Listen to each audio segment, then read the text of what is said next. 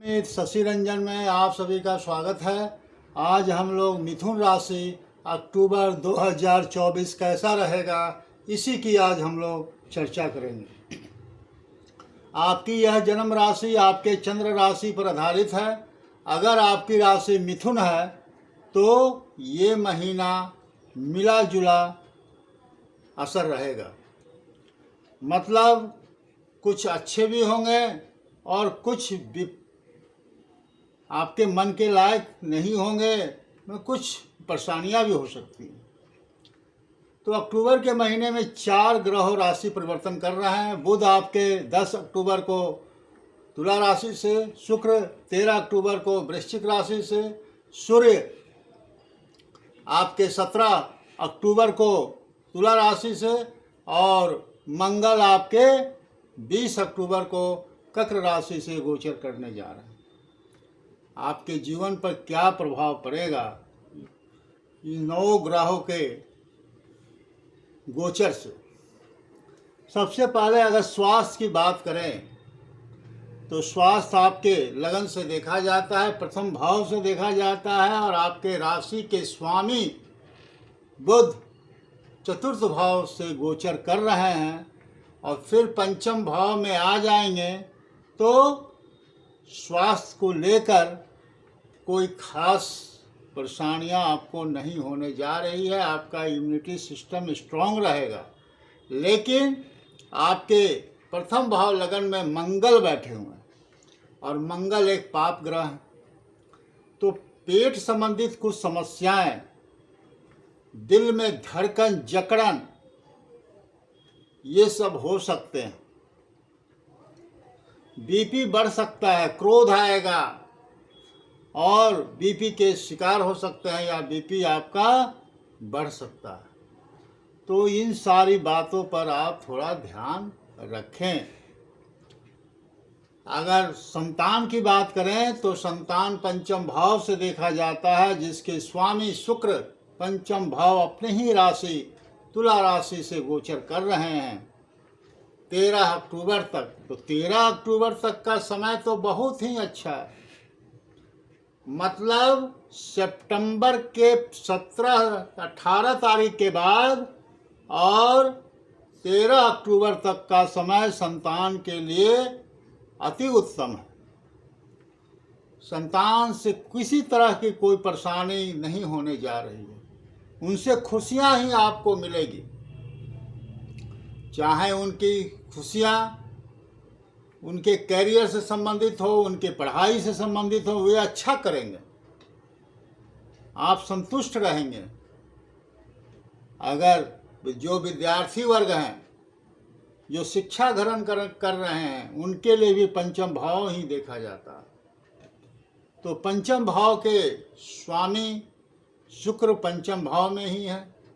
तो 13 अक्टूबर तक का समय जो मैंने पीरियड बताया, 18 सितंबर से 13 अक्टूबर, अगर इसके बीच में कोई एग्ज़ाम है, कोई प्रतियोगिता परीक्षा है या शिक्षा, तो आपके ये सफलता मिलने की पूर्ण संभावना है।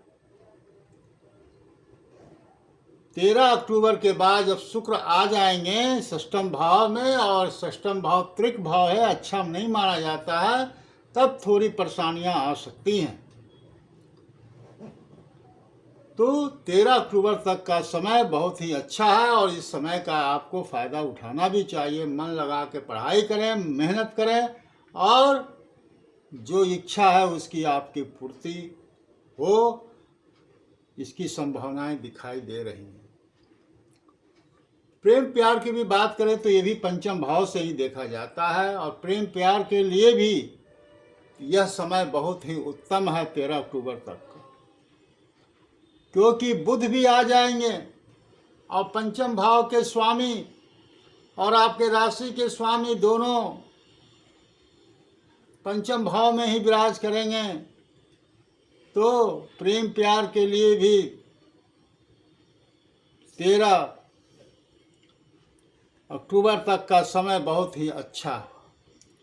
उसके बाद थोड़ी टकरार हो सकती है, क्योंकि मंगल बैठे हुए हैं आपके राशि पर आपको क्रोध आएगा, छोटी छोटी बातों पे आप क्रोध होंगे, जिससे कारण अगला दुखी हो सकता है और थोड़ी वैचारिक मतभेद हो सकते हैं, और तो इससे आप थोड़ा परहेज करें। अगर वैवाहिक जीवन की बात करें तो वैवाहिक जीवन आपके सप्तम भाव से देखा जाता है, जिसके स्वामी गुरु द्वादश भाव से गोचर कर रहे हैं, और द्वादश भाव अच्छा नहीं माना जाता है। तो वैवाहिक जीवन में थोड़ा खटपट होने की संभावना है, थोड़ा सा वैवाहिक जीवन में खटपट हो सकती है। लेकिन अगर आपका लाइफ पार्टनर विदेशी कारोबार या विदेश जाना चाहते हैं तो ये उनके लिए बहुत ही उत्तम समय है, या विदेशी कारोबार कर रहे हैं तो उसमें उनको प्रगति होगी, चाहे वो व्यापार हो या विदेश में नौकरी कर रहे हैं, इससे आपको फायदा होगा। अगर भाग्य की बात करें तो भाग्य नवम भाव से देखा जाता है, और नवम भाव के स्वामी शनिदेव वक्री अवस्था में नवम भाव से ही गोचर कर रहे हैं, और सस नामक राज नवम भाव से ही गोचर कर रहे हैं। तो भाग्य का तो पूरा साथ आपको मिलता हुआ दिखाई दे रहा है। वक्री है शनि, तो थोड़ी रफ्तार, चूंकि शनि की रफ्तार धीमी हो जाती है, तो भाग्य का साथ भी थोड़ा धीमा हो जाएगा, लेकिन भाग्य का साथ मिलेगा। कहने का मतलब कि आपको कई तरह की परेशानियां आएंगी, चुनौतियां आएंगी, लेकिन आप उससे अगर जूझते रहेंगे, उससे लड़ते रहेंगे, तो अंततः आपको सफलता मिलेगी। धार्मिक कार्यों में रुचि बढ़ेगी, धार्मिक यात्राएं भी हो सकती हैं। कैरियर की अगर बात करें तो कैरियर आपके दसम भाव से देखा जाता है, और दसम भाव के स्वामी गुरु द्वादश भाव से गोचर कर रहे हैं। जो अपना कैरियर विदेश में या एमएनसी कंपनी में या विदेशी कारोबार में बनाना चाहते हैं तो उनके लिए यह बहुत ही अति उत्तम समय है।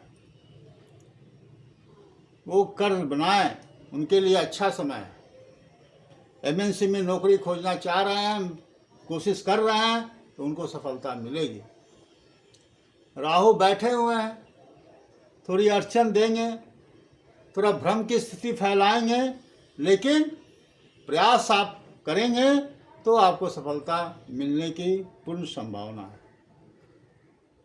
लाभ और इच्छा की बात करें तो एकादश भाव से देखा जाता है, जिसके स्वामी मंगल आपके लगन से गोचर कर रहे हैं 20 अक्टूबर तक।